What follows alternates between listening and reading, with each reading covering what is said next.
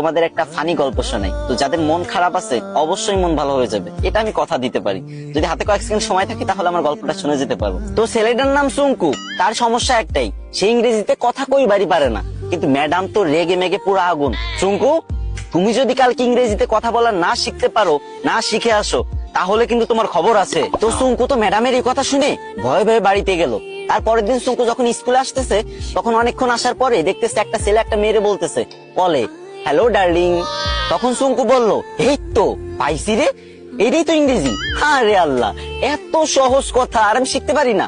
যাক, এটা আমি মুখস্থ করে নি। তো সুঙ্কু মুখস্থ করে নিল হ্যালো ডার্লিং।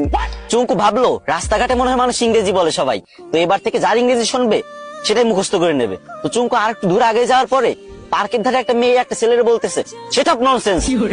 তো চুঙ্কু বলবো এই তো আর একটা ইংরেজি পাইছি, সেটা ননসেন্স। এটা শিখে নিল। চুঙ্কু তো মহা খুশি, ভাবতেছে মনে মনে, কি আমি দুইটা ইংরেজি শিখে গেছি, আজকে তো ম্যাডাম আমার কিছু কইতে পারবে না। আর একটু আগে যাওয়ার পরে বাস থেকে লোক নামবে, ঠিক আছে?